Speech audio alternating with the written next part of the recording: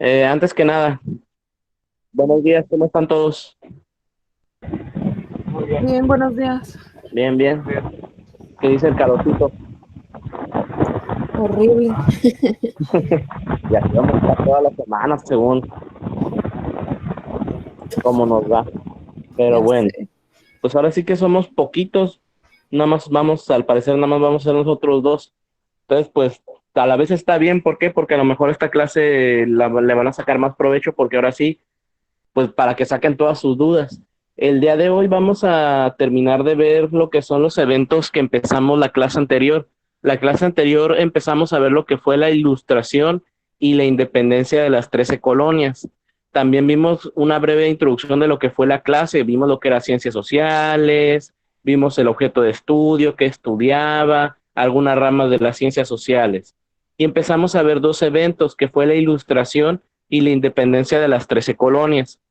De la ilustración, hay que recordar que ese evento sucedió principalmente en Francia, ¿sí? El pensamiento de la ilustración o el siglo de las luces ocurrió ¿por qué? Porque fue un evento que cambió totalmente la forma de pensar del ser humano.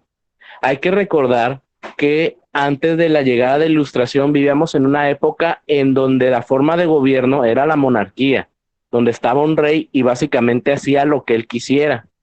¿Sí? A la par del rey estaba la iglesia católica. En esos tiempos la religión oficial tenía que ser el catolicismo. Si tú no eras católico, te mandaban a matar, aquí en la Santa Inquisición. Entonces en ese tiempo las personas comunes y corrientes, el pueblo, no tenía privilegios, no tenía nada, no teníamos ni derechos, no teníamos libertad de pensamiento, no podíamos decidir nada. Llega la ilustración y cambia todo eso. El pensamiento ilustrado básicamente decía que tú como persona, como individuo, tenías el derecho de hacer, creer y pensar lo que tú quisieras. Del pensamiento ilustrado vimos a tres filósofos importantes. Vimos a Voltaire, a Montesquieu y a Rousseau. De Voltaire, ¿qué pensamiento nos dejó? Voltaire dijo que teníamos que vivir con libertad religiosa, que el hombre podía tener libertad religiosa. Montesquieu habló de una separación de poderes.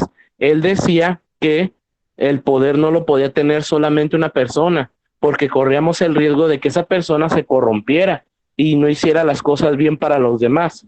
Entonces, para evitar esto, el poder se debe dividir en tres, en ejecutivo, legislativo y judicial. Esa es la división de poderes que propuso Montesquieu. Perdón. Y por último, estuvo Jean-Jacques Rousseau. ¿El que propuso? Bueno, él nos dijo que tenemos el derecho a elegir a nuestros representantes, a nuestra forma de gobierno, votar por el presidente, elegir quién nos va a gobernar. Eso fue lo que propusieron los ilustrados. Ese pensamiento que a lo mejor ahorita suena bien obvio, antes fue revolucionario, porque no podíamos hacer eso. Algo tan simple como decidir si creíamos en X religión no se podía. Gracias a los filósofos, este pensamiento se empezó a qué? A esparcir por el mundo. Después de la ilustración vimos la independencia de las 13 colonias, que fue la independencia de Estados Unidos. Ahí vimos que las 13 colonias, Estados Unidos, eran colonias inglesas. Estados Unidos se independiza de Inglaterra. ¿Por qué se independiza Estados Unidos de Inglaterra? Número uno, el pensamiento ilustrado. ¿Sí? El pensamiento de la ilustración les llega a los estadounidenses y también lo quieren aplicar. ¿Qué otra cosa? Se le suben los impuestos. A las 13 colonias, Inglaterra le quiere subir los impuestos. Ahí se enoja la gente, sale a manifestarse y se lleva a cabo la tercera causa, perdón, que fue la matanza de Boston. Ahí en una manifestación, los soldados ingleses disparan en contra de los manifestantes, matando a 5. A eso se le conoce como la matanza de Boston. Entonces, aunado a lo que subieron los impuestos, que ya había pensamiento ilustrado, los Estados Unidos decidieron independizarse. Cuando logran su independencia el 4 de julio, hay consecuencias. ¿Qué consecuencias vimos que eran? Número uno, sirve de base para todas las independencias en América. ¿Sí? Toda América, lo que conocemos actualmente, toda América era colonia. ya sea de España, Inglaterra, Brasil, todos éramos colonias. Una vez que vimos que Estados Unidos se independiza, nosotros también nos vamos a querer independizar. México va a estar ahí también. ¿Qué otra? Se dice que es el primer triunfo del pensamiento ilustrado. ¿Por qué? Porque Estados Unidos es el primer gobierno que toma la filosofía de la ilustración y la aplica a la hora de gobernar. ¿Sí? Estados Unidos tiene división de poderes, la gente elige a sus representantes y va a haber libertad religiosa. Todo lo que decía el pensamiento ilustrado, Estados Unidos lo aplica a su forma de gobierno. Y esos fueron los dos eventos que vimos la clase anterior. ¿Qué vamos a ver el día de hoy? Hoy vamos a terminar de ver lo que es la revolución industrial, la revolución francesa, y ya vamos a iniciar con la historia de México, ¿sí? Entonces, hasta aquí, ¿queda claro el resumen de lo de la clase pasada?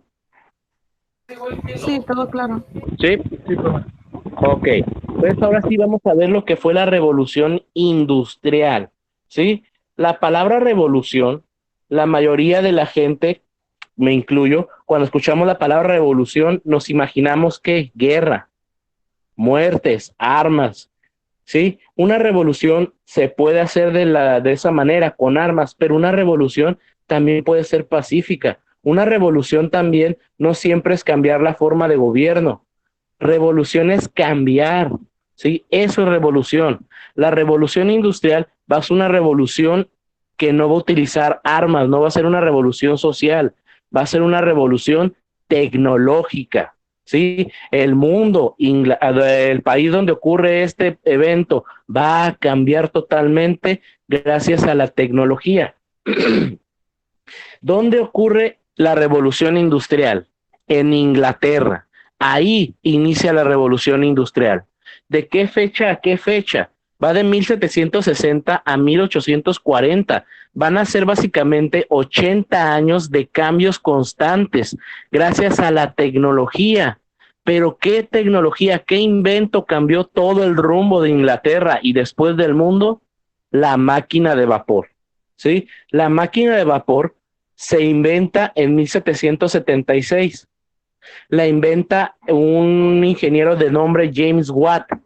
Esa máquina de vapor va a revolucionar a todo Inglaterra. ¿Por qué? Porque la máquina de vapor se va a utilizar tanto en el campo como en la ciudad. En el campo, ¿cómo va a cambiar las cosas? Bueno, en el campo, antes de la llegada de la revolución industrial, para empezar existía algo que se llamaba el feudalismo. ¿Ya vieron el feudalismo ustedes? Es en la Sí, clase de capacitación, si no mal recuerdo. sí, ya. ¿Ya? El feudalismo, ¿qué era? Era un sistema de gobierno, ¿verdad? Bueno, un sistema de producción.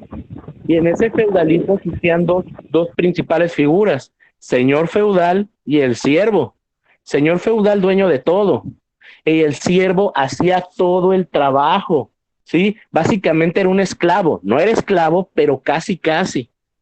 Bueno, todo era hecho a mano. El siervo tenía que sembrar, cosechar, cuidar, regar. Ese era el sistema de economía que tenían en ese tiempo en Inglaterra. Llega la máquina de vapor y cambia todo. ¿Por qué?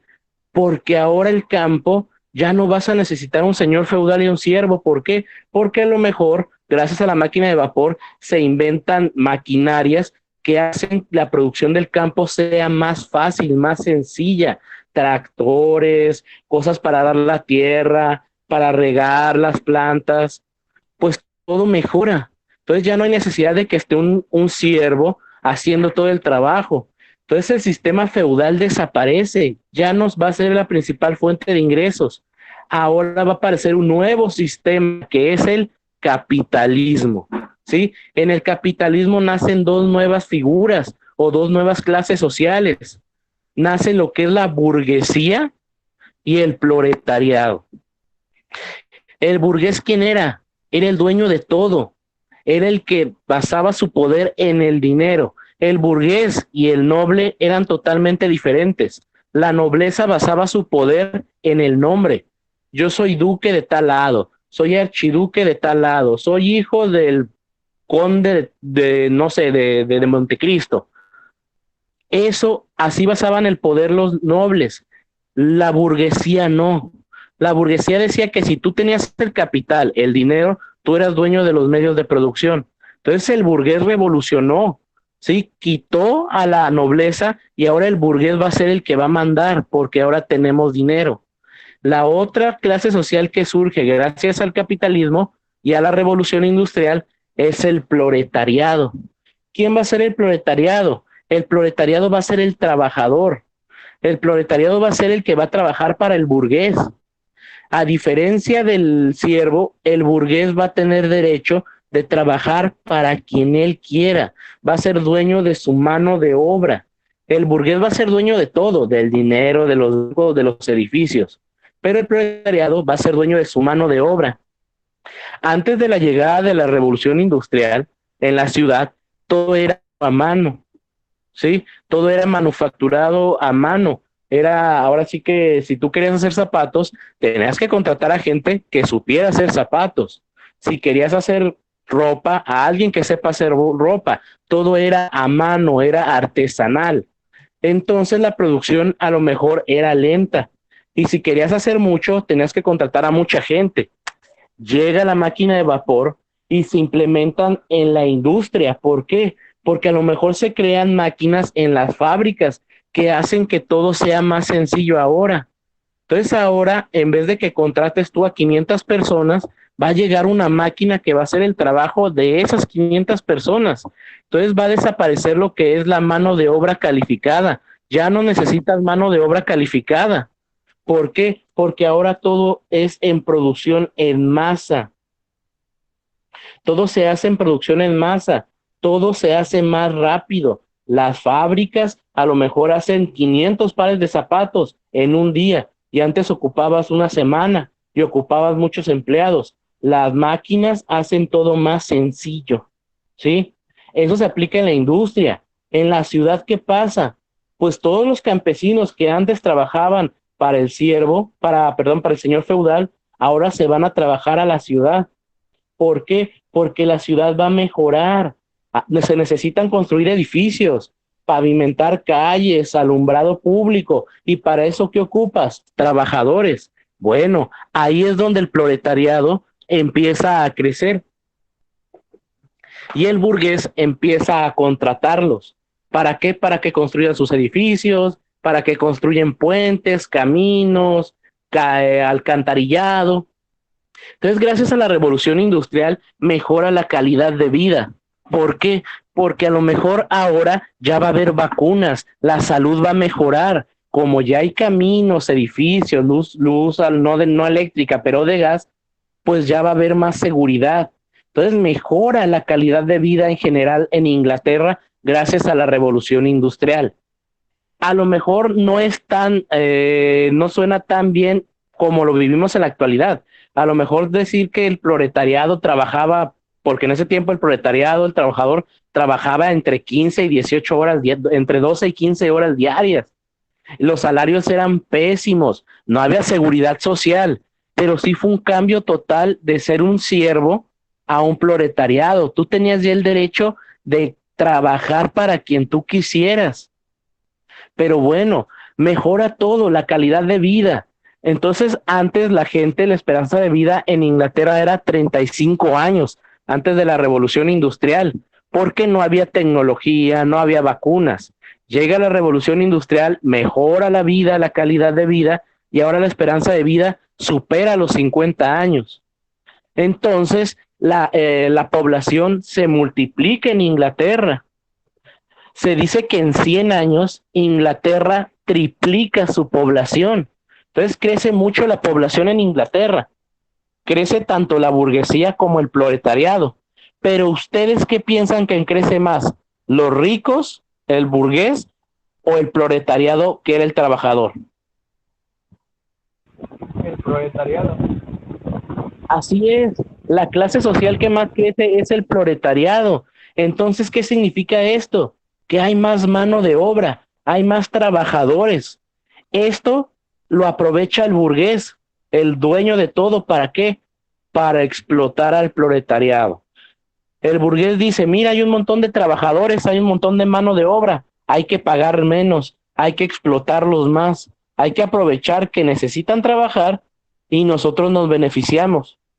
Entonces el burgués pasa de ser una clase revolucionaria a ser una clase explotadora. Y el proletariado pasa a ser una clase explotada, ¿sí? Pero en general la revolución industrial trajo cambios muy significativos para Inglaterra. Mejora la calidad de vida, se hace la producción en serie, se aplica la tecnología al transporte. ¿Por qué? Uno de los estandartes más grandes de la revolución industrial va a ser el ferrocarril. El ferrocarril va a cambiar el sistema de transporte. ¿Por qué? Porque ahora en el ferrocarril puedes transportar mercancía que pesa muchísimo y de manera veloz. Antes tenías que llevarlo en carretilla, ahora agarras el tren y la mercancía llega más rápido. Mejora las comunicaciones, ¿sí? De transporte, primero en comercio y luego en transporte público. Pero en general la revolución industrial sí trae cambios muy buenos para Inglaterra, ¿sí? ¿Queda clara la revolución industrial? Sí, ¿Sí? Ok. Entonces esta revolución industrial pues ocurrió en Inglaterra. ¿Qué vamos a ver ahorita? Vamos a ver lo que es la Revolución Francesa, ¿sí? Esta revolución, como lo dice, obviamente pasó en Francia, pero esta revolución, a diferencia de la industrial, aquí en esta revolución en Francia sí va a haber levantamiento armado por parte del pueblo. En esta revolución sí van a cambiar el sistema de gobierno. La revolución industrial fue más una revolución tecnológica. Esa fue la principal causa. En la Revolución Francesa, no. En la Revolución Francesa, las desigualdades, la explotación por parte del rey va a ocasionar que el pueblo se levante en contra de él. ¿Qué pasó en la Revolución Francesa? Bueno, la Revolución Francesa se lleva a cabo del 5 de mayo de 1789 al 9 de noviembre de 1799. Entonces esta revolución dura 10 años, ¿sí? Es una revolución muy sangrienta. La Revolución Francesa, junto con la Revolución Mexicana, son de las revoluciones más sangrientas que han existido en el mundo, ¿sí? ¿Cómo se ocasionó esta revolución en Francia? ¿Qué pasó para que el pueblo francés ya no quiera su gobierno? Bueno, número uno, una causa va a ser el alza en los impuestos, ¿sí? Si se fijan, el alza de los impuestos se está repitiendo mucho y vamos a ver que en la independencia de México también va a ser una causante de que haya independencia. Pero bueno, entonces el alza de los impuestos, ¿por qué? En este tiempo, Francia, que era cuna del pensamiento ilustrado, fue de los últimos países en aplicarlo. Entonces Francia vivía en una monarquía, pero vivía en una monarquía absolutista. ¿Qué quiere decir esto? El rey hacía lo que quisiera, no había contrapeso para el rey. Entonces el rey vivía la vida como rico, pues sí, como noble. Él gastaba mucho en qué, en fiestas, en alhajas, en comida. Mientras tanto el pueblo se moría de hambre. ¿Por qué? Porque el campo de Francia, el campo no estaba produciendo, ¿sí? En ese tiempo las monarquías basaban mucho su economía en el campo, ¿sí? El campo no estaba produciendo, entonces no había dinero, pero el rey y la nobleza seguían gastando como si hubiera mucho. ¿Por qué? Porque el rey pedía prestado y gracias a esos préstamos el rey podía mantener su estilo de vida, lujos, comida, fiesta. Mientras tanto el pueblo sufriendo. ¿Qué pasa? Al rey también le llega la crisis económica. ¿Por qué? Porque ya nadie le quiere prestar dinero porque no está pagando, entonces ¿para qué le presto? Entonces el rey se queda sin dinero, ya no nadie le quiere prestar. Entonces ahí es el rey cuando decide toma la decisión de que de declarar a Francia en bancarrota. Ya no hay dinero en Francia, bancarrota. Entonces para mejorar la economía y sacar a Francia adelante de la bancarrota, decide subir los impuestos. ¿A quién? A la clase social más desprotegida.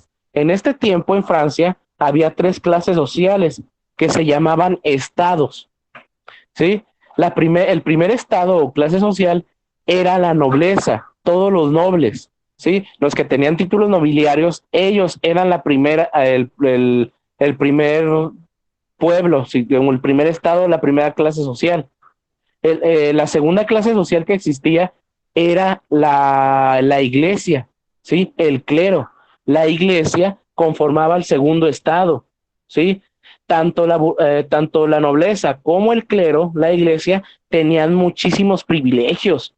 Ellos prácticamente no pagaban nada de impuestos y tenían muchísimos privilegios. Los nobles, ¿qué privilegio tenían? Solamente al noble se le podían vender las cosechas. Si tú eras campesino libre y querías vender tus cosechas, obligatoriamente se la tenías que vender a un noble. A alguien más no. ¿Qué más? Ellos no pagaban impuestos. Ellos tenían un juzgado especial para juzgarse entre ellos. Eso era la nobleza. Luego está la iglesia. La iglesia también tenía muchos privilegios. ¿Por qué? Número uno, no pagaba impuestos. Número dos, era la religión oficial el catolicismo, ¿sí? Número tres, estabas obligado a pagarles el diezmo, ¿sí? El diezmo era obligatorio. ¿Qué más beneficios tenía la iglesia? Eran los encargados de impartir educación. La educación la daba la iglesia, ¿sí?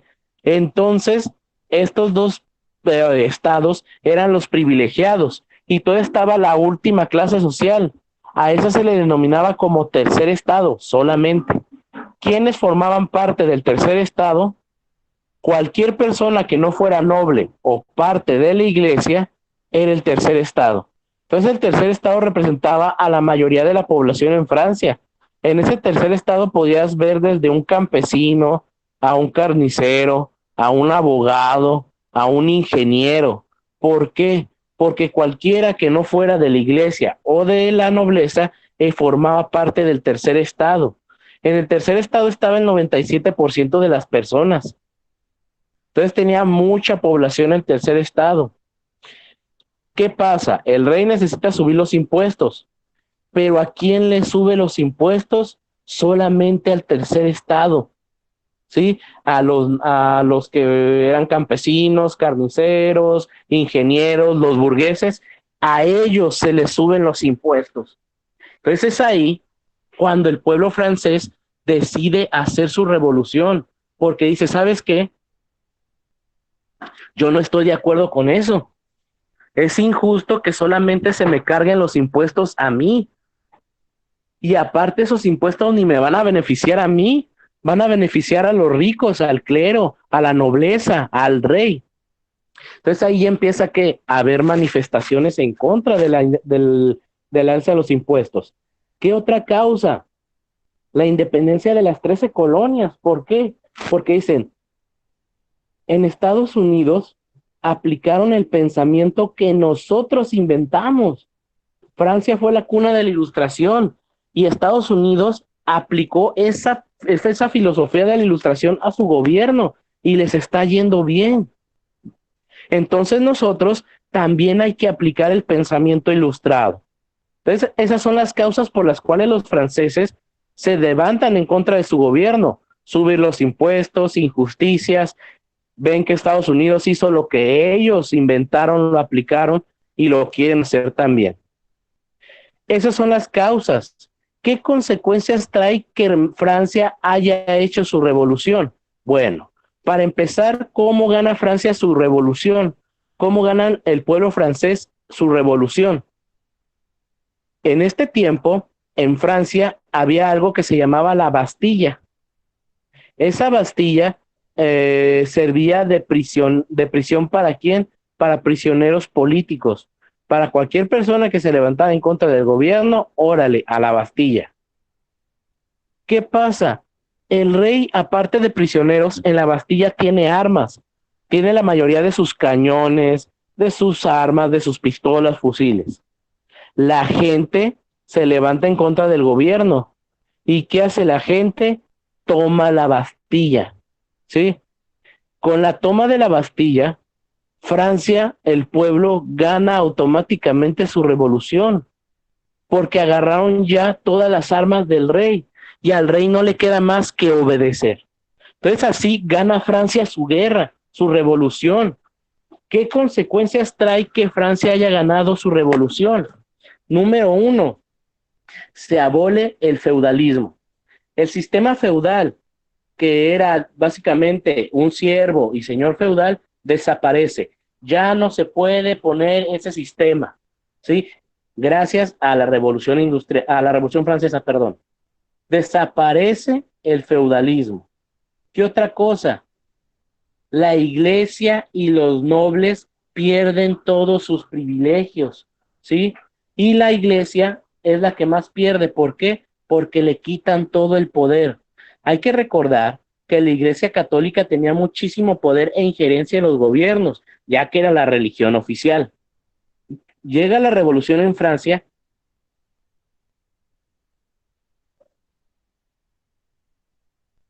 Ay, perdón.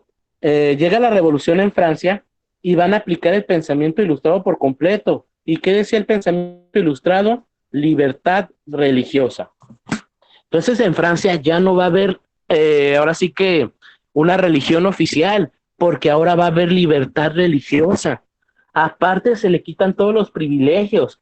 ¿Cuáles? La iglesia daba educación, ya no la va a dar. La iglesia podía tener propiedad privada, podía tener patrimonio, ahora ya no. Y todo ese patrimonio que le pertenecía a la iglesia se lo quitan y pasa a nombre del gobierno de Francia. ¿Sí? Es para beneficio de todo el pueblo de Francia. Entonces la iglesia católica pierde todos los privilegios y todo el poder. Ya no va a poder opinar en el gobierno.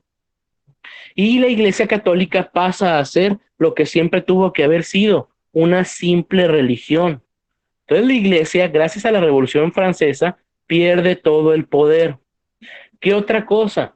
Los franceses crean algo que se llama Declaración de los Derechos del Hombre y del Ciudadano, ¿sí? Esto, ¿qué quiere decir? En esta Declaración de Derechos del Hombre y del Ciudadano, se dice que el hombre va a tener derechos por el simple hecho de ser hombre, como qué, como la libertad religiosa, vas a tener derecho de libre pensamiento, vas a tener libertad en general. ¿Qué significa? Se abole la esclavitud, ya no debe de existir esclavitud en Francia. Pero los franceses hacen esta carta de declaración de derechos del hombre para cualquier persona. ¿Qué quiere decir esto? Aunque tú no fueras francés y no vivieras en Francia, si tú llegabas a Francia, tenías que gozar de estos derechos fundamentales. Entonces los franceses son los precursores o fueron los que iniciaron con lo que hoy conocemos como derechos humanos, ¿sí? Eso hicieron los franceses. Y aparte, declararon que había principios de libertad, igualdad y fraternidad. ¿Qué significa esto? Los franceses fueron los primeros que pusieron que tanto hombre como mujer iban a ser iguales ante la ley. ¿Sí? Entonces, esto fue la revolución en Francia. También fue un cambio total. Esta, a diferencia de la revolución industrial, sí fue una revolución armada. El pueblo se levantó en contra de su gobierno y lo cambió. Hasta aquí, ¿queda claro lo que fue la revolución en Francia? Sí, quedó claro. ¿Sí? Ok. Entonces, sumando lo que es la Revolución Francesa, la Revolución Industrial, la independencia de las 13 colonias y el pensamiento ilustrado, podemos llegar a la conclusión que sí, en efecto, todo esto cambió totalmente al mundo. Fueron 4 eventos que cambiaron totalmente la forma de pensar. Fueron hechos que cambiaron la estructura política, social, económica de todo el mundo. ¿Sí? Y también sumando estos 4 eventos, nos vamos a dar cuenta que van a ser consecuencia de qué? De que se lleve a cabo la independencia de México, ¿sí? Estos 4 eventos van a ser partícipes para que México logre su independencia, ¿sí? Entonces, hasta aquí, antes de iniciar con la historia de México, ¿alguna duda que tengan? No, todo bien. ¿Todo bien? ¿Seguros? Ok. Entonces, ahorita ya vamos a ver lo que es la independencia de México. A partir de este momento vamos a ver pura historia de México ya, ¿sí? Vamos a ver la historia de México desde su independencia hasta el gobierno de Ernesto Zedillo Ponce de León, que es el presidente de México que tuvo en el año del 94 al 2000. Entonces, si se fijan, sí vamos a ver muchita información de historia de México, ¿eh? Entonces aquí nos vamos a dar cuenta por qué somos como somos, por qué pensamos lo que pensamos, ¿sí? El ser humano, el hombre, se moldea en base a de qué, de sus experiencias. Entonces vamos a ver por qué México es de los pocos países que no tiene reelección. ¿Por qué en México está tan arraigado la religión católica? Eso lo vamos a descubrir ahorita. Entonces vamos a empezar con lo que es la independencia de México. Pero antes de esto, hay que ser conscientes de que México, lo que conocemos hoy como México, no siempre existió. ¿Alguien sabe cuántos años de vida tiene México, el país? No, la verdad que no. ¿No? ¿Como cuántos le calcula usted? ¿En qué año nos independizamos? ¿Cuándo celebramos el Día de la Independencia? 1911, Antes, 1810. 1800, ay Dios. México celebramos el Día de la Independencia el 16 de septiembre de 1810. Entonces podremos decir que México ya tiene 200 años, pero no.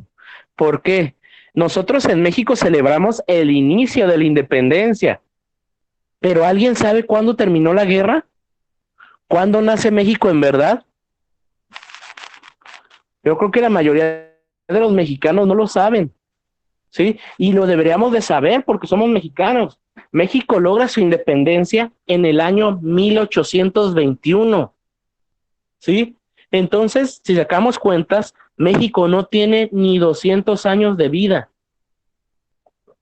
México, este año vamos a celebrar 199 años como México y hasta el próximo año vamos a cumplir 200. Entonces, 200 años, relativamente México es un país joven. 200 años es un periodo de tiempo corto, ¿sí? A lo mejor si lo vemos en vida normal como nosotros, sí es mucho, pero si se ponen a pensar, no es mucho tiempo 200 años. Puede ser que sean 4 o 5 generaciones atrás y ya estás remontándote a principios de la vida de México. Entonces hay que ser conscientes de que México no siempre existió. Lo que conocemos hoy como México, como país, no tiene mucho que existe. México, antes de ser México, fuimos colonia. Fuimos colonizados, nos conquistaron los españoles. México era colonia española. ¿Alguien sabe o recuerda cómo se llamaba México en la época de la conquista?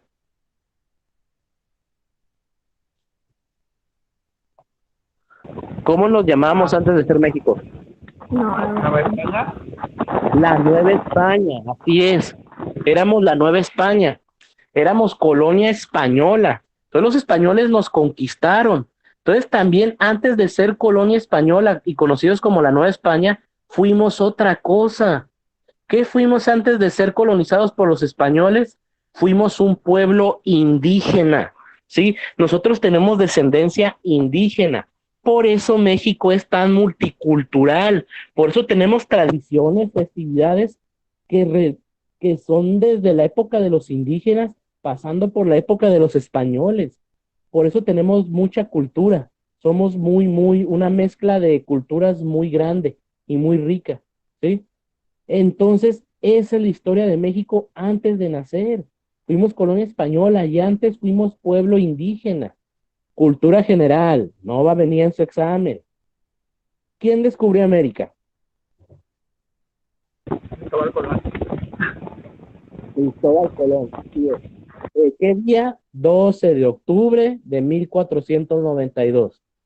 Ese día, Cristóbal Colón descubre que aquí en América hay un montón de riquezas y aparte hay un nuevo mundo, hay pobladores. Se regresa a España con el chisme y le dice a los reyes que aquí hay un montón de dinero, mucha riqueza. ¿Y qué hacen los españoles? Ahora mandan una tripulación, pero no va a ser de expedición, va a ser de conquista.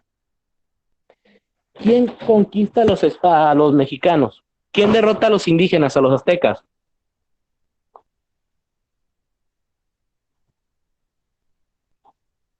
¿Alguien recuerda? No tiene mucho que salió una serie de él.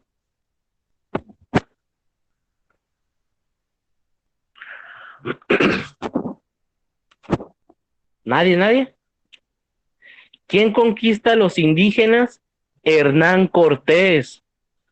Hernán Cortés logra conquistar al pueblo mexica, nos derrota en 1521.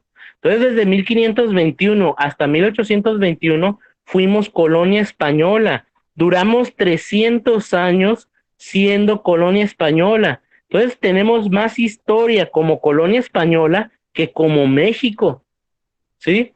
Entonces, ¿qué pasó para que ahora sí que los colonos de la Nueva España quisieran independizarse? Bueno, aquí vamos a ver causas, igual que en los otros temas, vamos a ver causas por las cuales se hicieron los eventos. La independencia de México no va a ser excepción. Aquí vamos a ver que existen causas externas e internas. ¿Qué van a ser causas externas? Van a ser cosas que pasaron fuera de la Nueva España, que pasaron en otras partes del mundo. Y cosas internas van a ser cosas que pasaron dentro de la Nueva España, ¿sí? Van a ser cosas que pasaron dentro de la colonia española. En causas externas, ¿qué vamos a tener? Bueno, de cajón, como en todos los otros eventos que vimos, la ilustración. El pensamiento ilustrado nos va a llegar también aquí a la Nueva España y nos enteramos que tiene que haber derechos. ¿Pensamiento de qué? Libre pensamiento, libertad religiosa, elegir a tus gobernantes, separar el poder. Eso nos llega a la Nueva España y lo queremos ejecutar. ¿Qué otra cosa? Las reformas borbónicas. Esas reformas borbónicas, ¿qué son? En pocas palabras, las reformas borbónicas significa alza en los impuestos. ¿Sí? España nos quiere subir los impuestos a la Nueva España y eso también no nos va a agradar, ¿sí? Entonces, si se fijan, como les dije, los impuestos, la ilustración, la vamos a estar repitiendo muchas veces. Entonces, también se nos suben los impuestos, los vamos a querer, ahora sí que no nos va a agradar eso. ¿Qué otra cosa? La independencia de las 13 colonias. Nos llega el chisme de que Estados Unidos logró independizarse de Inglaterra, la máxima potencia a nivel mundial. Entonces, ¿por qué nosotros no? México va a decir, si ellos pudieron, ¿por qué yo no? Y nos vamos a querer independizar. ¿Qué otra cosa? La Revolución Francesa. En Francia cambiaron su forma de gobierno. México también lo va a querer hacer. Y por último y más importante, la invasión de España por parte de Francia. ¿Qué significa esto? Francia, ahora sí que a la altura de estos tiempos, ya acabó su revolución. Ya formaron un nuevo país con nuevos integrantes, con más derechos. Aquí la figura principal es Napoleón Bonaparte. ¿Sí han escuchado de Napoleón? Sí. ¿Sí? Él fue emperador de Francia. Él logró terminar con la revolución. Gracias a Napoleón se acaba la revolución en Francia. El imperio, ahora sí que su forma de gobierno, el imperio, se basaba en que en conquistar territorios. Napoleón empieza a invadir muchos países en Europa, entre ellos España. Entonces España es atacada por Francia y es conquistada. Entonces Francia ya es dueña de España y por ende de todas las colonias de España. Eso lo va a aprovechar México. Está aprovechando que están distraídos allá peleándose en Europa y nosotros decimos, pues hay que aprovechar y nos independizamos. Esas son las causas externas. Eso pasó fuera de la Nueva España. ¿Qué pasa dentro de la Nueva España? ¿Cuáles van a ser las causas internas? Bueno, dentro de la Nueva España existían diferentes clases sociales. Existían los peninsulares, los criollos, los mestizos y los indígenas. Los peninsulares, ¿quiénes eran? Los peninsulares eran hijos de españoles nacidos en España. Esos eran los peninsulares. Hijo de español, nacido en España. Después de los peninsulares estaban los criollos. Los criollos, ¿quiénes eran? Eran también hijos de españoles, pero estos habían nacido en la Nueva España, ¿sí? Entonces también eran hijos de españoles, pero ellos nacieron en la Nueva España, aquí en México. Ellos eran los criollos. Después los mestizos. ¿Ustedes quiénes creen que eran los mestizos? Eran hijos de indígenas y de españoles, ¿no? Así es, hijos de indígenas con españoles. Esos eran los mestizos, la mezcla. Y por último los indígenas, que eran los originarios del país. Bueno, estas clases sociales eran diferentes. ¿Por qué? Porque unas tenían más privilegios que otras. Entonces, una de las causas va a ser la desigualdad en la Nueva España de clases sociales y que los criollos se van a querer más privilegios. ¿Por qué?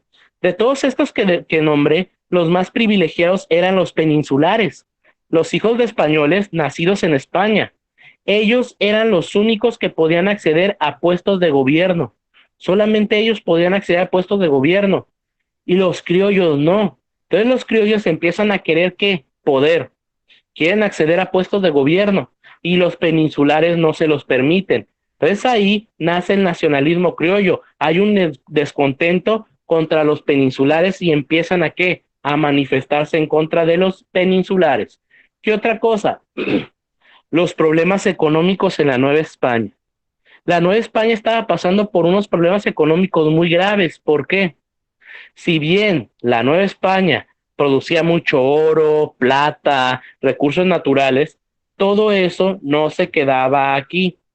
¿A dónde se iba? A España. Todo era beneficioso para la corona, para España. Entonces, había muy poco dinero aquí. Hay crisis económica. ¿Qué otra cosa? Como hay crisis económica, la gente empieza a manifestarse en contra del gobierno. Es ahí cuando se llevan a cabo las insurrecciones. La gente empieza a levantarse en armas en contra del gobierno. Ojo, aquí todavía no era independencia. Simplemente querían cambiar al gobierno. Esas manifestaciones evolucionan y se transforman ahora sí en una conspiración. Aquí ya no queríamos simplemente cambiar la forma de gobierno, sino que queríamos salirnos de España. Ya no queríamos formar parte de España, queríamos ser independientes, ¿sí? Entonces, estas son las causas internas. Sumando las causas internas y externas, nos dan como resultado que la noche del 16 de septiembre de 1810, Miguel Hidalgo del grito de Dolores. Y en este grito nos convoca a los mexicanos a levantarnos en armas en contra del gobierno español. ¿Sí? 16 de septiembre de 1810 inicia formalmente la Guerra de Independencia. ¿Sí? 16 de septiembre. ¿Alguien ha escuchado que celebremos aparte otro día, el Día de la Independencia? ¿A fuerzas el 16 o puede ser otro?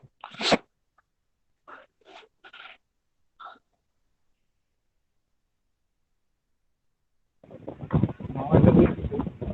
Bueno, yo no he escuchado de otro. También, ¿qué otro día ponen? El 15. ¿Ven que dicen que es el 15 y 16?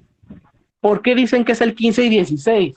En la escuela nos enseñaron que se supone que fue la noche del 15 para la madrugada del 16. No fue así. La fecha oficial es el 16 de septiembre. Por eso a nosotros nos dan solamente el 16 como día de asueto. Por eso descansamos el 16, no el 15. ¿Por qué también se festeja el 15 de septiembre? Bueno, en 1910 había un presidente en México que cumplía años el 15 de septiembre. Y para empatar y festejar su cumpleaños junto con la independencia, pues se decidió celebrar 15 y 16. ¿Cómo se llamaba ese presidente? Porfirio Díaz. Entonces nosotros cuando estamos el 15 de septiembre en la tarde, ahí en la delegación, que ya no se va a poder yo creo este año, o estás dando el grito donde en la calle, donde quieras el 15, estás celebrando indirectamente el cumpleaños de Porfirio Díaz. Pero la versión oficial es 16 de septiembre.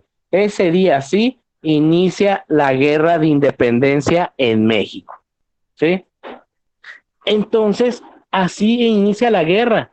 Pero qué pasó para que México pudiera lograr su independencia? Pues durante la guerra se vivieron diferentes etapas. La guerra de independencia va de 1810 a 1821. Entonces la guerra de independencia dura 11 años, ¿sí? La guerra de independencia dura 11 años. Entonces la guerra, esos 11 años los vamos a dividir en diferentes etapas. La primera etapa sería el inicio. La segunda etapa sería la organización. La tercera etapa es la resistencia. Y la cuarta y última etapa es la consumación. Entendido por consumación como fin. Se acabó, ¿sí? Entonces, ahora sí que las etapas de la independencia ahí les están apareciendo en pantalla. Entonces, la primera etapa, vamos a explicarla, que es el inicio. Esta etapa va de 1800, desde el Grito de Dolores, que fue en 1810, hasta 1811. ¿Qué pasó en 1811? Fue la captura y fusilamiento de los principales líderes del movimiento. Aldama, Allende, Jiménez y ¿quién más? Miguel Hidalgo, ¿sí? Miguel Hidalgo, el que dio el grito de independencia, va a ser capturado y fusilado. Entonces Miguel Hidalgo no va a ver consumada la independencia. Él no va a ver, ahora sí que un México independiente. Él fue el que lo inició, pero él no lo va a terminar. ¿Quién lo captura y los mata? El ejército español. ¿Quién era el comandante del ejército español en ese tiempo? Agustín de Iturbide. ¿Alguna vez han escuchado el nombre de Agustín de Iturbide? Sí. ¿Sí? Agustín de Iturbide va a ser en un principio enemigo de la independencia de México, pero al final Iturbide se va a unir con los independentistas e Iturbide va a ser una pieza clave para que México logre su independencia, pero eso ya es al final. Aquí al principio es enemigo y él va a ser el encargado de capturar y fusilar a estos líderes. El más importante pues fue Miguel Hidalgo. A Miguel Hidalgo lo fusilaron y después mutilaron su cuerpo, le cortaron la cabeza y lo fueron exhibiendo su cuerpo y la cabeza por toda la Nueva España. ¿Esto en señal de qué? En señal de escarmiento, ¿sí? Porque decían, miren, si quieren seguir rebelándose ante la corona, les va a pasar esto, ¿sí? Era para infundir miedo. No nos dejamos amenazar. ¿Por qué? Porque la lucha continúa. Y así se lleva a cabo la segunda etapa de la independencia, que es la organización. La organización va de 1811 a la muerte de Morelos. Aquí el nombre que a destacar va a ser el de José María Morelos y Pavón. ¿Sí ubican a Morelos? Sí. Es el del Palacate, ¿verdad? El que sale en el billete de 50. Ese es Morelos. ¿Pero qué hizo Morelos para ser tan importante? Bueno, Morelos era un gran estratega militar. Gracias a Morelos se ganaron muchísimas batallas en contra del ejército español. Aparte, Morelos escribió algo que se llamaban los sentimientos de la nación. Estos sentimientos de la nación eran una especie de guía a seguir una vez que triunfara el movimiento armado, ¿sí? Eran una serie de puntos que se tenían que respetar. Entonces Morelos por eso es tan recordado. Esta segunda etapa también se dice que es la etapa más productiva del movimiento. ¿Por qué? Porque a partir de 1811 mucha gente se une y simpatiza con la independencia de México. Antes de esto, pues casi nadie, ¿sí? Pero una vez que pasa que matan a Hidalgo y el movimiento gana batallas, ahora sí empieza más gente a simpatizar con el movimiento. Entonces se unen más gente a la idea de que México debe de ser independiente España, ¿sí? ¿Qué otra cosa pasa aquí? Bueno, Morelos muere y con la muerte de Morelos se termina la segunda etapa, que es la organización, e inicia la tercera, que es la resistencia. La resistencia va desde la muerte de Morelos hasta, perdón, desde la muerte de Morelos a la resistencia de Vicente Guerrero, eh, Francisco Javier Mina y Guadalupe Victoria. De estos tres últimos nombres que dije, ¿les suena alguno?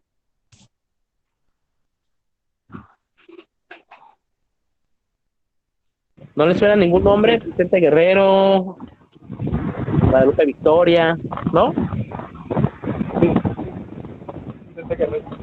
Vicente Guerrero, ¿por qué? Me suena, pero no me acuerdo yo.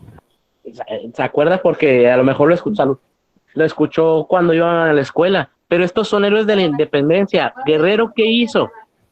Una vez que muere Morelos, Vicente Guerrero se queda como líder del ejército insurgente, de los independentistas. Y esta resistencia se va a caracterizar ¿por qué? Porque van a resistir, ahora sí que los embates del ejército español, van a luchar ¿para qué? Para no perder el territorio que ya ganaron durante la guerra, ¿sí? Entonces, después de esta tercera etapa, llega la cuarta, que es la consumación. La consumación va de 1819 a 1821, ¿sí? Consumación ya va a ser el fin de la guerra de independencia. En esta última etapa, el nombre a destacar es el nombre de Agustín de Iturbide, ¿sí? Iturbide va a ser el principal personaje, ya que gracias a él México va a lograr su independencia. Iturbide, que en un principio era enemigo, al final se une al movimiento independentista y gracias a él México va a lograr su independencia. Por eso les preguntaba que si les sonaba el nombre de Iturbide. A Iturbide sí lo nombramos mucho en la historia, pero a Iturbide se lo pinta como villano. Pero Iturbide fue el que logró que México fuera independiente. Mucha gente dice que el verdadero padre de la patria es Agustín de Iturbide y no Miguel Hidalgo. ¿Por qué? Porque gracias a Iturbide México logra existir, pero no me voy a adelantar tanto. Esta última etapa es del 19 al 21. ¿Qué sucede en esta etapa?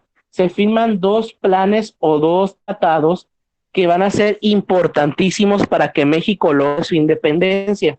El primero va a ser el Plan de Iguala y el segundo va a ser el Tratado de Córdoba, ¿sí? A partir de este momento vamos a empezar a ver muchísimos planes, ¿sí? México, vamos a ver que se caracteriza porque está hecho a base de planes. Siempre se hacen planes ¿para qué? Para quitar a un gobierno, para poner a alguien más, para conquistar un territorio. México va a hacer su historia a base de planes.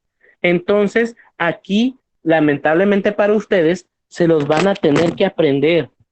No de memoria, pero sí tienen que aprender a diferenciar cada uno de ellos. ¿Sí? Van a tener que identificar mínimo de qué trata. Entonces, a partir de este momento, yo les recomiendo que en su cuaderno, en sus apuntes, tengan algo apartado, que sea solamente de puros planes de México, ¿sí? Para que no se hagan tantas bolas de estar agarrando y a ver qué plan es este. Téngalo apuntado en un cuaderno, a lo mejor en una parte de su cuaderno, en una parte especial, ¿sí? Que sea exclusivamente de puros planes de México, ¿sí? Entonces, regresando a la clase, Iturbide logra la independencia de México con la firma del Tratado de Córdoba, ¿sí? En ese Tratado de Córdoba, México logra independizarse de España. Entonces, estos dos planes ahorita los vamos a explicar. Entonces, ya con la firma del Tratado de Córdoba, México nace hasta 1821. ¿Qué día? 27 de septiembre. Ese día debería de ser el verdadero día de la independencia. 27 de septiembre de 1821. Ese día México empieza su vida como país independiente España. Entonces, ¿qué vamos a explicar ahorita? Pues ya terminamos de ver las 4 etapas, pero les voy a explicar y les voy a decir de qué trata cada uno de los planes que les comenté ahorita. El primer plan que vamos a ver va a ser el plan de Iguala, pero antes de eso, aquí en pantalla les va a aparecer algunos héroes que participaron en la Guerra de Independencia. El primero que está hasta arriba, ¿quién sería? Este. Miguel Hidalgo. Miguel Hidalgo, ¿verdad? El, el que está al lado de Miguel Hidalgo, ¿quién es? El del Paliacate. Dolores, ¿no? Morelos. Morelos. Sí, ese es José María Morelos y Pavón. El que está abajo de Miguel Hidalgo, ese es Vicente Guerrero. El que está al lado de Vicente Guerrero es Agustín de Iturbide. Los dos que se están abrazando arriba son Agustín de Iturbide y Vicente Guerrero. A ese abrazo se le conoce como abrazo de Acatempan. ¿Por qué fue importante ese abrazo? Porque fue cuando Iturbide traiciona a los españoles y se une al movimiento independentista. Entonces ahorita esos son los personajes principales. ¿Qué vamos a ver ahorita? Los planes. El primer plan que vamos a ver es el plan de Iguala, ¿sí? Este plan de Iguala se firma o se crea en 1820. ¿Qué significa esto? Que este plan se crea un año antes de que México logre su independencia, ¿sí?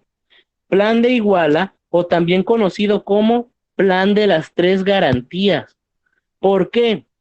Este plan se van a ver 3 puntos, ¿sí? Estos 3 puntos se tienen que seguir una vez que México logre independizarse, ¿sí? Es una guía de 3 puntos a seguir una vez de que México gane su independencia. ¿Qué aspectos o qué puntos pusieron en este plan de Iguala? Bueno, pusieron y definieron aspectos religiosos. ¿Aspectos de qué? De independencia y aspectos de igualdad. En el primer punto, que es la religión, ¿qué pasó? Bueno, en este plan de Iguala se puso que en México la religión oficial iba a ser la católica, ¿sí? Entonces aquí vemos que no iba a haber libertad religiosa en el país porque nos iban a imponer el catolicismo. Entonces aquí vamos a descubrir que la independencia de México va a ser muy diferente al resto de las independencias. ¿Por qué? Porque en todas las independencias aplicaron el pensamiento ilustrado, libertad religiosa, división de poderes, que la gente elija a sus gobernantes. México no va a ser así. ¿Por qué? Porque en México va a persistir durante muchos años que la religión oficial va a ser la católica. No iba a haber libertad religiosa. Ese es el primer punto. Catolicismo, religión oficial en México. Número 2, independencia. Decía que México declaraba la independencia, se independizaba de los países, del país de España. Vamos a ser libres. Y el tercero y último, igualdad de clases sociales. ¿Qué significa esto? Se decía que en México ya no iba a haber diferencia de clases sociales. Tú ya no vas a ser criollo, no vas a ser peninsular, no vas a ser mestizo, no vas a ser indígena. ¿Qué vas a hacer ahora?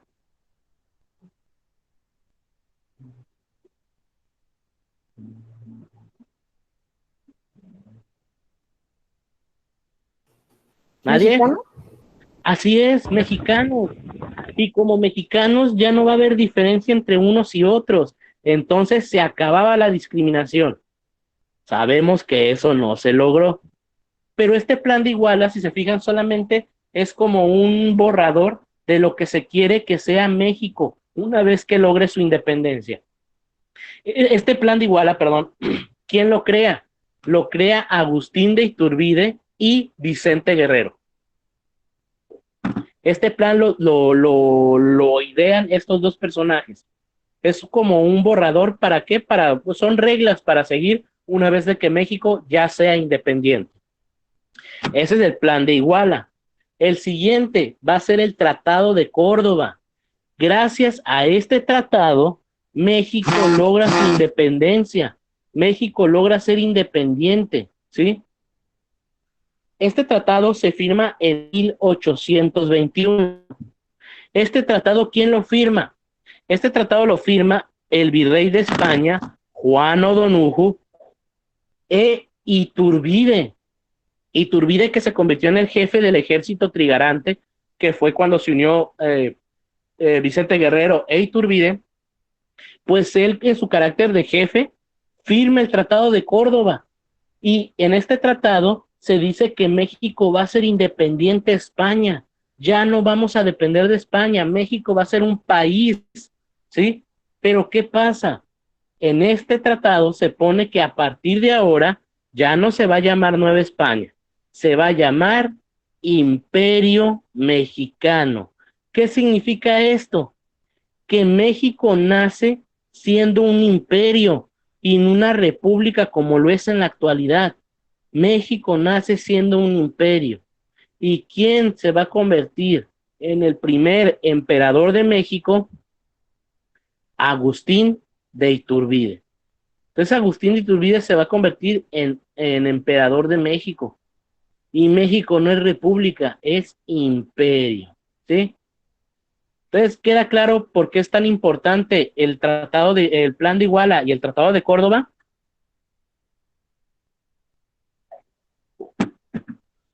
Sí. ¿Sí? Entonces estos dos planes fueron importantísimos, más el último, porque gracias a él México ya va a ser independiente. Pero Iturbide se va a convertir en el primer emperador de México. México se supone, como les dije, que íbamos a aplicar el pensamiento ilustrado. Bueno, la independencia de México va a ser una independencia totalmente diferente a las demás. ¿Han escuchado el término hacer las cosas a la mexicana?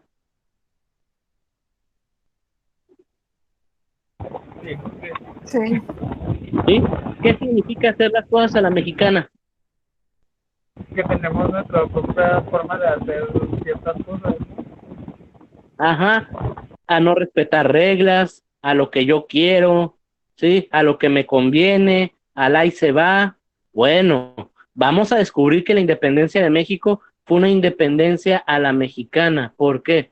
Porque México, en vez de aceptar y poner todo lo que dijeron los otros países independientes, que era aplicar el pensamiento ilustrado, México no lo hace. ¿Por qué? México, para empezar, no va a ser una república, no va a haber democracia, la gente no va a poder elegir a su gobernante, la gente no va a poder votar, no va a haber división de poderes. ¿Por qué? Porque Iturbide es emperador. Si bien en un principio, junto al gobierno de Iturbide, había un congreso, Iturbide lo disuelve. ¿Para qué? Para quedarse con todo el poder él. Entonces, división de poderes no hay. Tampoco va a haber libertad religiosa, porque la religión oficial en México va a ser el catolicismo. Entonces, ¿qué nos quedó del pensamiento ilustrado? Nada. Entonces México hace las cosas a la mexicana, porque todos los países pusieron el pensamiento ilustrado, México no. Entonces, a partir de ahorita, ya la existencia de México, vamos a ver que en México va a haber periodos de paz muy cortos. ¿Sí? Los primeros 100 años de vida del país van a ser caracterizados por ¿qué? Por una constante guerra. No vamos a tener paz. ¿Por qué? Porque en México o nos vamos a agarrar entre nosotros mismos, guerras internas, o llegar un país extranjero y va a tratar de conquistarnos. Así va a ser la historia de México. No vamos a tener paz, ¿sí? Entonces, ¿qué va a pasar? Como les dije, Iturbide se convierte en el primer emperador de México, primer imperio mexicano. Iturbide disuelve el Congreso, quedándose él con todo el poder. Él iba a poder hacer lo que él quisiera. Entonces, un grupo de mexicanos, porque ya éramos México, que participaron en la guerra de independencia, no van a estar de acuerdo con Iturbide. Van a decir, hey, todo lo que tú estás haciendo está mal. Esto no tiene nada que ver con los ideales de la independencia. Así que, ¿qué vamos a hacer los mexicanos? Lo vamos a querer quitar del poder. Vamos a hacer el primer levantamiento armado en México, ¿sí? Vamos a querer quitar a Iturbide del poder. ¿Y cómo lo vamos a planear? Pues con un nuevo plan. Este plan va a ser conocido como el Plan Casamata, ¿sí? Este plan Casamata se crea en 1823. ¿Cuántos años de vida tiene México? 2 años. 2 años tiene de vida apenas México y ya vamos a quitar al primer gobierno. Este plan Casamata tenía la intención de reinstalar el Congreso que disolvió a Iturbide. Una vez que se reinstale el Congreso, se va a declarar nulo el imperio, no reconociendo a Iturbide como emperador de México. Entonces vamos a querer quitar también el imperio de Iturbide. ¿Quién proclama este plan de Casamata? Antonio López de Santana. ¿Le suena ese nombre? Sí, fue el que vendió ¿Sí? el que pidió, vendió la parte de México a Estados Unidos. Así es, Iturbide. A Antonio López de Santana se le echa la culpa de que él fue el que vendió más de la mitad del territorio de Estados Unidos. Les digo algo, no fue así. Antonio López de Santana no vendió ese territorio que le echamos la culpa. Después de que pasó esa desgracia, sí empezó a vender territorio, pero antes no. ¿Sí? Entonces aquí nos vamos a dar cuenta que en México no hay héroes ni villanos. ¿Sí? Simplemente hay gente que en un principio quiso hacer las cosas bien y luego pues se dejó corromper y acabó con ahora sí que con sus legados. Santana va a ser uno de ellos. Ahorita va a ser un héroe, ¿por qué?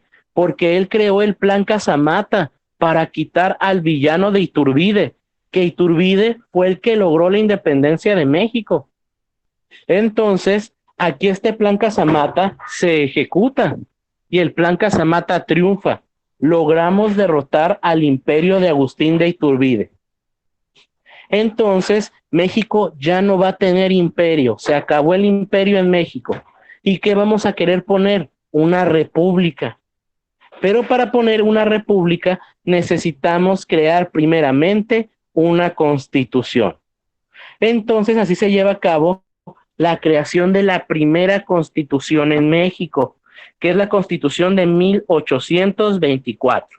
Entonces ahí en su cuaderno, en sus apuntos pongan, primera constitución en México, 1824. Esa es la primera constitución que va a tener nuestro país. En esta constitución, ¿qué se van a poner? Bueno, se van a poner las bases de lo que es el nuevo país. Para empezar, le vamos a cambiar el nombre. México ya no va a ser conocido como Imperio Mexicano. Le vamos a poner un nombre oficial. Y México se va a llamar de ahora en adelante Estados Unidos Mexicanos. Y hasta la fecha sigue siendo el mismo. Estados Unidos Mexicanos. Ya tenemos un nombre. ¿Qué hay que poner ahora? Una forma de gobierno. Bueno, ¿qué forma de gobierno aplican los mexicanos? La república. Ponemos una república democrática, representativa y popular. ¿Qué significa esto? Que va a haber división de poderes. ¿Sí? Va a haber división de poderes y la gente va a elegir a sus representantes. Eso es el pensamiento ilustrado. ¿Sí? Es lo que nos decían los ilustrados. Libertad de que la gente pueda salir a votar y elegir a sus representantes, de que haya una división de poderes para que una persona no tenga todo el poder. Entonces, en esta Constitución nos llega el pensamiento ilustrado a medias. ¿Por qué? Porque en aspectos religiosos no va a haber libertad religiosa. ¿Por qué? Porque en esta Constitución se pone que la religión oficial de los Estados Unidos mexicanos va a ser el catolicismo. Entonces en México sigue sin haber lo que es la libertad religiosa, porque el catolicismo es obligatorio. Con esta Constitución nos llega parte del pensamiento ilustrado, pero no nos llega por completo. Pero bueno, ya es ganancia. Ya puedes votar por tu presidente a lo mejor. Entonces México va a elegir a su primer presidente. ¿Quién se va a convertir, perdón, en el primer presidente de México? Guadalupe Victoria. Ese va a ser el primer presidente de México. Primer emperador, Agustín de Iturbide. Primer presidente de México, Guadalupe Victoria. ¿Sí?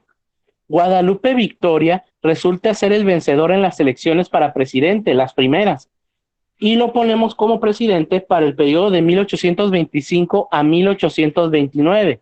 Entonces, en ese tiempo, si se dan cuenta, el periodo presidencial duraba 4 años. El presidente duraba solamente 4 años, a diferencia en la actualidad que dura 6. Bueno, antes en esta constitución se pone que son 4 años y aparte se permite la reelección. Esto quiere decir que México en un tiempo aceptó la reelección. Tú te podías reelegir las veces que quisieras siempre y cuando la gente votara por ti. ¿Sí? Entonces, esta constitución ya nos da forma, ya somos México, vamos a ser una república democrática, representativa, popular, la gente va a poder salir a votar, vamos a tener una división de poderes, ejecutivo, legislativo y judicial, pero en aspectos religiosos tenemos que seguir siendo católicos a fuerza, ¿sí? Entonces, esta constitución ya nos trae también nuestro primer presidente, Guadalupe Victoria. Entonces podremos pensar que ya con esta constitución todo va a mejorar para México, pero no. ¿Por qué? Porque a partir de este momento, ahora van a querer que invadirnos, nos van a querer otros países intervenir en nuestro gobierno. ¿Cuál va a ser el primer país que va a tratar de invadir a México? España, ¿sí? España nos va a tratar de reconquistar. ¿Sí? España no reconoce la independencia de México. Dice que ese tratado de Córdoba que se firmó no vale, porque lo firmó el virrey, no lo aceptó el rey. Entonces, México sigue siendo parte de España. Entonces, España manda una expedición para, con el motivo de qué? De reconquistar territorio mexicano. Querían reconquistar México. ¿Quién va a luchar en contra de los españoles y va a evitar que México sea reconquistado? Antonio López de Santana.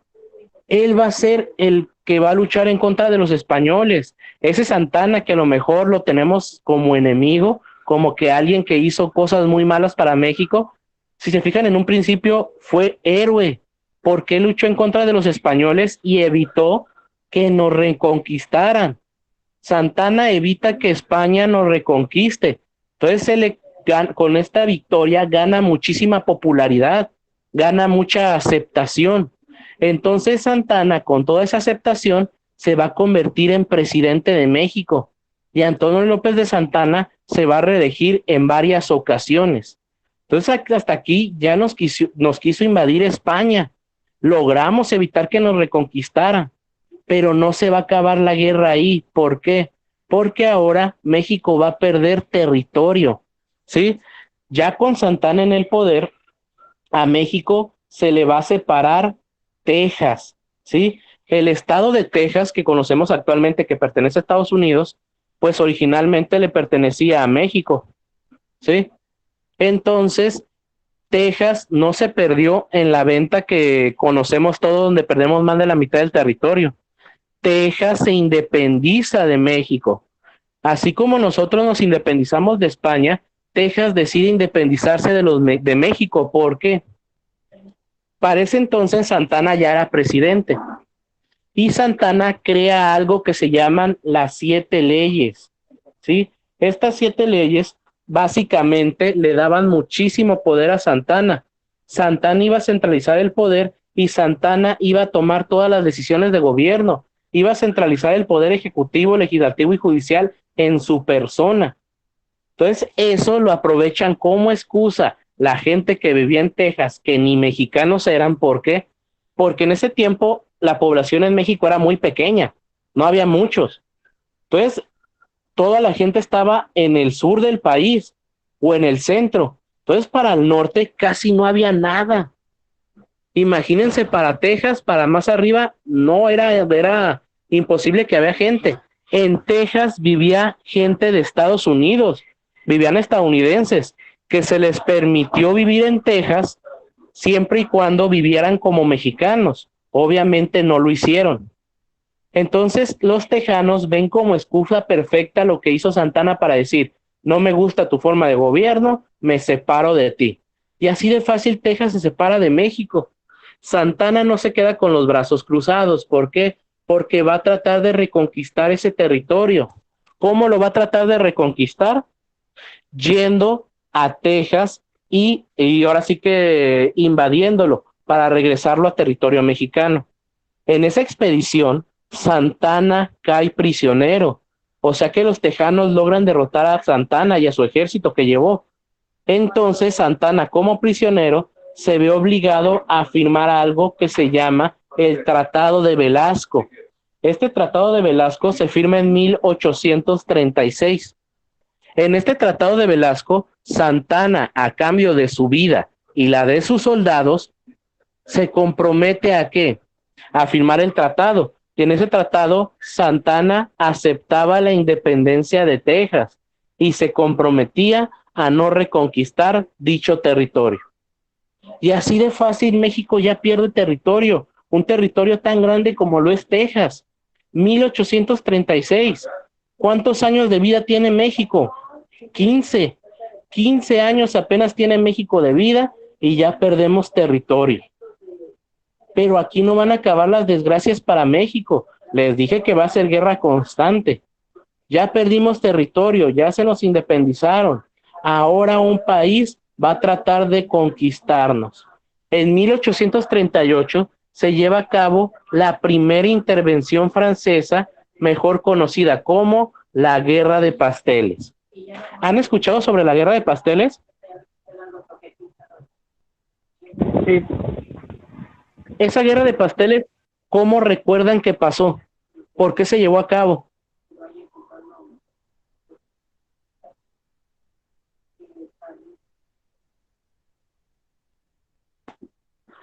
¿A qué les suena Guerra de Pasteles? ¿Por qué piensan ustedes que se llevó esta guerra?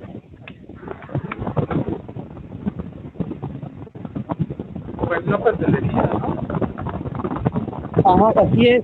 La historia nos dice, en la escuela nos enseñaron que esta guerra de pasteles se llevó a cabo, ¿por qué? Porque unos mexicanos se comieron los pasteles se comieron los pasteles de un pastelero y no se los quisieron pagar y les destruimos su tienda. No fue así. Sí pasó lo de la pastelería, pero esa no fue la principal causa de la guerra.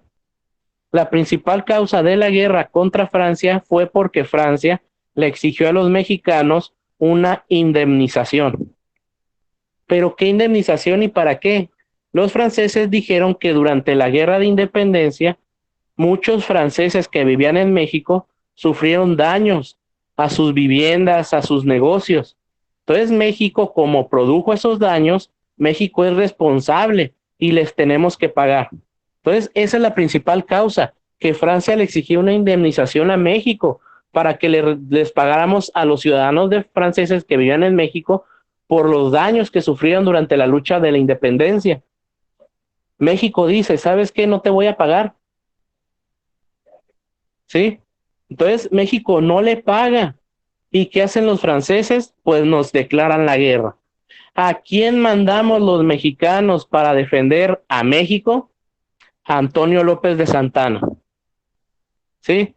Y para variar esta guerra, México la pierde también.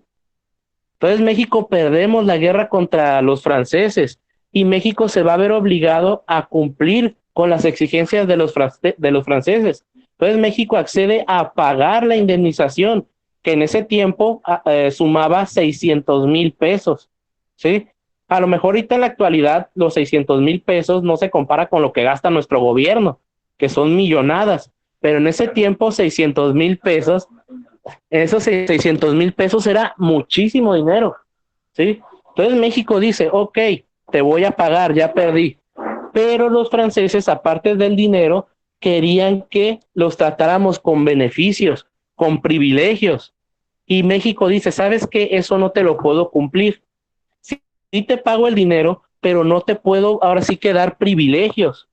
¿Y qué hacen los franceses ante la negativa de México a darles privilegios? Nada. ¿Por qué? Los franceses solitos desisten de todas sus pretensiones. Francia dice, ok, no me cumplas con eso. Es más, ni me pagues el dinero. Borrón y cuenta nueva. Tan amigos como siempre. No te voy a invadir ahorita. Entonces Francia no nos cobra nada. Entonces esta guerra, la primera intervención francesa, esta guerra no trae grandes consecuencias para México, ¿sí? Más que la derrota, pero consecuencias en forma de gobierno, territorio, no cambia nada, porque los franceses no nos cobraron nada. Esta derrota, ahora sí que esta guerra solamente afecta a la reputación de Santana. ¿Por qué? Porque de nuevo pierde una guerra. Entonces ya perdimos a Texas, ya nos declaró la guerra a Francia y perdimos. ¿Qué mal le puede pasar a México? Bueno, ahora nos vamos a pelear contra Estados Unidos, ¿sí? Entonces se va a llevar la guerra contra Estados Unidos. Esta guerra de Estados Unidos se llevó a cabo en 1846 y termina en 1848. Fue una guerra de 2 años, pero esta guerra de 2 años dejó terriblemente destrozado al país. ¿Por qué? Estados Unidos tenía un mejor ejército, mejores armas, estaban más preparados para la guerra que México que apenas si tiene casi ni 30 años de vida, pero nos vamos a ir a guerra contra Estados Unidos. ¿Cuál es la principal causa de que nos fuéramos a guerra contra Estados Unidos? Bueno, la principal causa va a ser Texas, ¿sí? En este tiempo hay que recordar que Estados Unidos no era muy grande, ¿sí? ¿Se acuerdan? Las 13 colonias eran muy poquito territorio. Entonces Estados Unidos ocupaba más territorio y siempre estaba, insístele a México que véndeme territorio, véndeme las mesillas, véndeme California, ¿sí? Pero México no le quería vender nada. Entonces, Estados Unidos mira que Texas se le independiza a México y es un territorio muy grande. ¿Y qué va a hacer Estados Unidos con eso? Pues va a aprovechar para invitar a Texas a unirse a Estados Unidos. Entonces Texas acepta, ¿sí? Acepta la invitación de Estados Unidos y Texas ahora pasa a formar parte de Estados Unidos. Texas, con su independencia, se volvió un país, era el país, la República de Texas, pero luego acepta unirse a Estados Unidos. Es aquí cuando México ya no le parece eso. México dice, hey, Texas, ¿qué onda? Yo acepté y firmé el Tratado de Velasco para que tú fueras un país independiente, no para que te unieras a alguien más. Si tu intención es formar parte de un territorio, exijo que te regreses conmigo. Texas no quiere, Estados Unidos sale a defenderlo, le dice no te voy a regresar nada, y como mexicanos que somos bien pleiteros como hemos visto en clase, pues le declaramos la guerra a Estados Unidos. Entonces la principal causa de esta guerra fue la anexión de Texas a Estados Unidos. México acepta la independencia de Texas, pero no acepta que Texas se una a Estados Unidos. Entonces por eso se lleva a cabo la guerra contra Texas. Es aquí donde nace el mito de los niños héroes. ¿Por qué digo el mito? Porque no les quiero destruir ahora sí que la historia que saben, pero los niños héroes no existieron, ¿sí? Los niños héroes no eran niños ni fueron héroes. Si bien sí existieron esas personas, Juan Escutia, Juan de la Barrera, Montes de Oca, todos esos sí existieron, pero no fueron héroes. Esos cadetes, para empezar, fueron los únicos que estuvieron en el castillo de Chapultepec porque habían sido castigados antes. Se habían ido de fiesta un día antes, llegaron tarde y los dejaron en guardia. ¿Sí? Ese día no había nadie en el castillo de Chapultepec y por eso Estados Unidos entró tan fácil a invadirnos, a ganarnos. ¿Sí? Entonces en esta guerra, que dura 2 años, pues México, para variar, pierde la guerra. ¿Quién luchó en contra de los Estados Unidos? Antonio López de Santana. Y volvemos a perder la guerra. Ojo, aquí Antonio López de Santana no era presidente de México, ¿sí? ¿Se acuerdan que se podía reelegir? Bueno, aquí decidió no reelegirse. Había otro presidente. Durante esta guerra sí luchó, pero él no era presidente. ¿Qué consecuencias trae la pérdida de esta guerra? La consecuencia más grande es que vamos a perder más de la mitad del territorio. ¿Por qué? Porque se lleva a cabo la firma de un tratado para ponerle fin a la guerra. Este tratado es conocido como Tratado Guadalupe Hidalgo. Y este tratado Guadalupe Hidalgo va a ser por el cual México va a perder más de la mitad de su territorio, ¿sí? Entonces, Tratado Guadalupe Hidalgo se firma en 1846. Este Tratado de Guadalupe Hidalgo oficialmente es llamado Tratado de Paz, Amnistía, Límite y Arreglo Definitivo entre los Estados Unidos mexicanos y los Estados Unidos de América.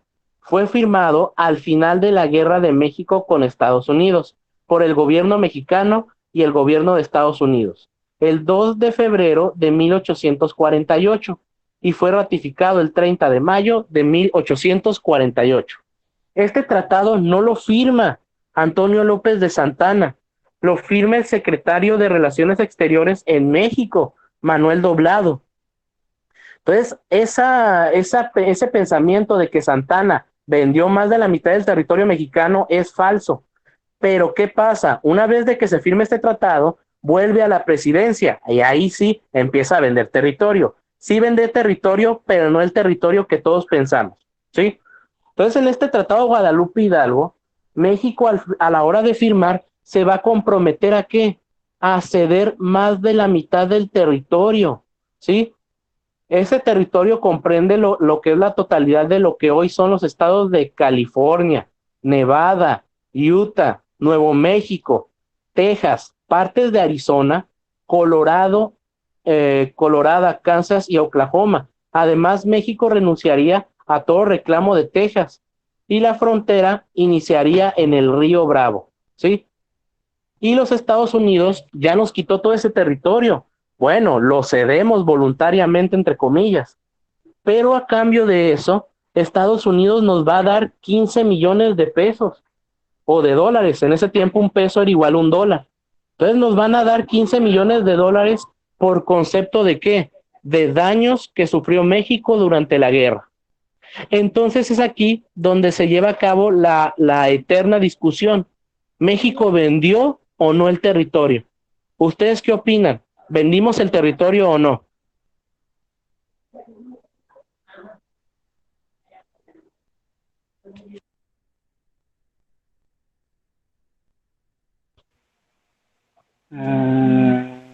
¿Qué piensan? ¿Lo vendimos? Nos dieron 15 millones de pesos. Pero es demasiado el territorio que se quedó Estados Unidos, ¿no? Así es, yo miro más que esa indemnización fue más como para legitimar que Estados Unidos se va a quedar con tanto territorio, ¿sí? Porque si tú le preguntas a alguien de Estados Unidos y le dices que nos robaron el territorio, ellos dicen que no, que nos lo compraron, pero nada más nos dieron el dinero como para legitimar. México ya había perdido, o sea, si ellos hubieran querido se quedan con todo México. Y para legitimar todo esto, pues mejor nos dan 15 millones y ya. Así de fácil México pierde más de la mitad del territorio. 1848. México tiene de vida apenas 27 años. 27 años de vida tiene México, ni 30. Y ya perdimos más de la mitad del territorio. Por eso cuando les dije que los primeros 100 años de vida del país están llenos de guerra, no mentía. Ya nos invadió España, les ganamos. Ya se nos separó Texas, ahí perdimos la guerra. Francia nos invadió, perdimos, pero no nos cobraron nada. Estados Unidos nos cobró lo que no nos cobraron los franceses, nos quitan más de la mitad del territorio. Entonces, México ya perdió todo este territorio y vamos a vivir un periodo de paz muy corto. ¿Por qué? Porque ahora ya no nos vamos a pelear con el extranjero, ahora nos vamos a pelear entre nosotros. ¿Por qué? Antonio López de Santana, una vez de que termina esta guerra contra Estados Unidos, se reelige como presidente, vuelve a la presidencia. Pero aquí Santana ya no goza de la misma popularidad que tenía antes. Acuérdense, les dije que la reelección se podía llevar a cabo siempre y cuando el pueblo te elija. Aquí ya no quieren mucho a Santana. Entonces Santana modifica la Constitución de México. ¿Para qué? Para que el periodo presidencial ya no dure 4 años. ¿Cuánto va a durar ahora el periodo presidencial? Indeterminado. ¿Qué significa indeterminado? Que no tiene fin. Entonces, él se quiere quedar en el poder para toda la vida. Él se convierte en dictador. Él solito se autoproclama dictador de México, apoyado por un grupo de personas que se llamaban los conservadores. ¿Quiénes eran los conservadores? Los conservadores eran un grupo de mexicanos que tenían demasiados privilegios, eran los privilegiados, eran los que tenían más dinero. Los conservadores, pues les convenía que Santana estuviera en el poder para siempre, porque así ellos garantizaban que siempre iban a tener esos privilegios. Por eso apoyaron a Santana. Pero ¿qué pasa? Un grupo de personas no están de acuerdo con que Santana se quede para siempre en el poder. Así que van a idear un nuevo plan. ¿Ahora para qué? Para derrotar a Antonio López de Santana. ¿Cómo se va a llamar este plan? Va a ser el plan de Ayutla, también conocida como la Revolución de Ayutla. ¿Alguna vez habían escuchado ustedes sobre la Revolución de Ayutla?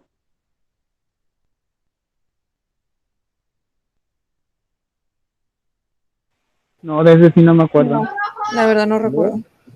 Esa revolución fue, a lo mejor no la conocen porque casi no le dan relevancia, pero gracias a esta revolución México va a cambiar. En esta revolución de Ayutla, los principales personajes son Juan Álvarez e Ignacio Comonfort. Estos dos personajes se van a rebelar y van a desconocer a Antonio López como presidente. Van a decir, no, él no es presidente. Y en esta revolución se va a planear quitar a Antonio López de Santana del poder y una vez que esté fuera del poder, reinstalar el orden constitucional. Entonces esta revolución de Ayutla se ejecuta y esta revolución de Ayutla triunfa la revolución de Ayutla. Entonces derrotamos a Antonio López de Santana, le ganamos. Santana huye del país y se va a Cuba, y ahí termina su vida en Cuba.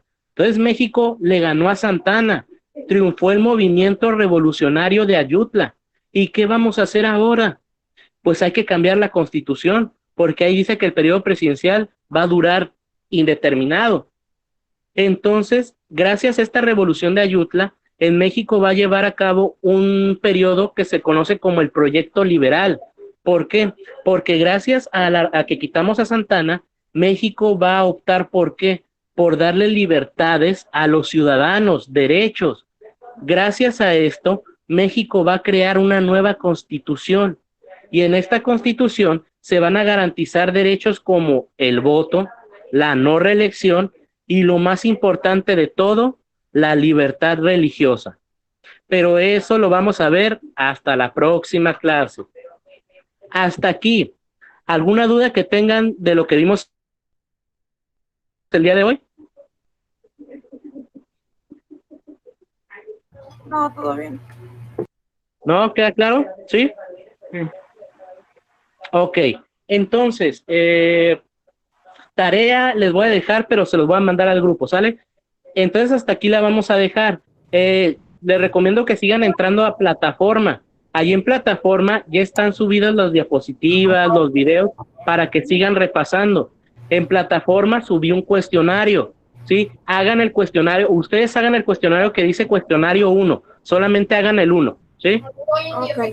Para hacer este cuestionario van a tener 2 oportunidades. Yo les recomiendo que hagan ahorita la primera oportunidad así sin estudiar, con lo que se acuerden. Y ya la segunda oportunidad háganla una vez que hayan estudiado, ¿sí? Ok. Ok. ¿Qué abarca el cuestionario? ¿Hasta lo que vimos ahora? El cuestionario que van a hacer es de lo que vimos parte de hoy y la clase pasada. Es de la ilustración, la independencia de las 13 colonias, todo eso. Ah, ok. ¿Sí? Entonces, si no hay ninguna duda, doy por finalizada la sesión. Esta sesión la grabé. Entonces, ya que la descargue, la voy a subir a YouTube otra vez y les mando el link para que puedan repasarla, ¿sale? Sí, gracias. Ok, entonces Sí. hasta aquí la vamos a dejar, chicos. Cuídense, Gracias igualmente. Buen día. que pasen bien su domingo. Hasta luego. Igual. Bye. Hasta luego, buen día. Bye. Bye. ¿Cuándo?